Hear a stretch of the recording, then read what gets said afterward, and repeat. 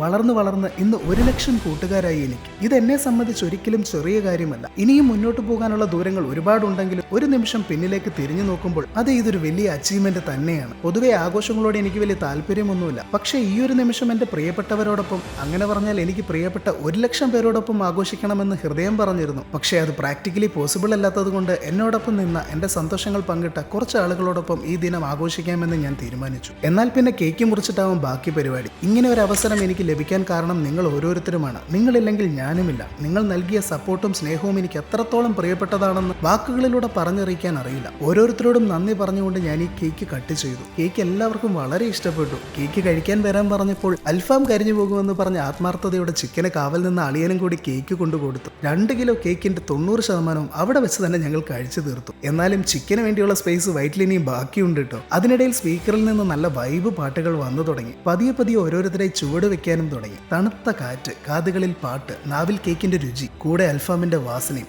ആകെ മൊത്തം അടിപൊളി. ചിലർ സ്റ്റെപ്പ് പഠിച്ച് ഡാൻസ് ചെയ്യുമ്പോൾ മറ്റുള്ളവർ അതിനിടയിലൂടെ വെറൈറ്റി സ്റ്റെപ്പുകൾ ഇട്ട് അവിടെ മാകെ ചിരിയിൽ മുങ്ങി. പ്രണവും വാവയും മോനൂട്ടനുമായിരുന്നു വെറൈറ്റി സ്റ്റെപ്പുകളുടെ ആശാന്മാർ. ശിവ ഗോളിയായിരുന്നു. ഏത് ഫ്രെയിമിലും അവന്റെ സ്റ്റെപ്പ് കാണാം. നന്ദുവും ചേച്ചിയും വിനുവും ഡാൻസ് അറിയാവുന്നവർ ആയതുകൊണ്ട് അവരുടെ സ്റ്റെപ്പ് എപ്പോഴും പോലെ അടിപൊളിയായിരുന്നു. ആമിയും കൂടെ നന്നായി കളിക്കുന്ന കണ്ടപ്പോൾ സത്യം പറഞ്ഞ ഒരുപാട് സന്തോഷം തോന്നി. അതേസമയം എന്നെ അതിശയിപ്പിച്ചത് മറ്റൊന്നാണ്. ഗാലറിയിലിരുന്ന് ആരും കാണാതെ സ്റ്റെപ്പ് ഇട്ട അളിയൻ. അപ്പോൾ ഞങ്ങൾ കളത്തിലിറങ്ങിയിരുന്നെങ്കിൽ കളി മാറിയേനെ എന്ന് സാരം. ഒരു വശത്ത് ഫുഡ് അടിക്കുമ്പോൾ മറുവശത്ത് ഡാൻസ്. എപ്പോഴോ സമയം നോക്കിയപ്പോൾ 2 മണി കഴിഞ്ഞിരിക്കുന്നു. സമയം പോയതേ അറിഞ്ഞില്ല. ഫാമിലി ഇനിയും ജോലികൾ ബാക്കി കിടക്കുന്നു. തൈര് പ്രോസസ് ചെയ്യണം, പാക്ക് ചെയ്യണം, എനിക്ക് രാവിലെ ജോലിക്ക് പോകണം. ഇതൊന്നുമില്ലായിരുന്നെങ്കിൽ ഈ ആഘോഷം നേരം വെളുത്തേനെ. കാരണം ജീവിതത്തിൽ ആദ്യമായിട്ടാണ് ഇങ്ങനെ ഒരു കാര്യം ആഘോഷിക്കാൻ അവസരം കിട്ടുന്നത്. ഞാൻ മുമ്പ് പറഞ്ഞ പോലെ ഈ സന്തോഷം നിങ്ങൾ ഓരോരുത്തരും കാരണമാണ്.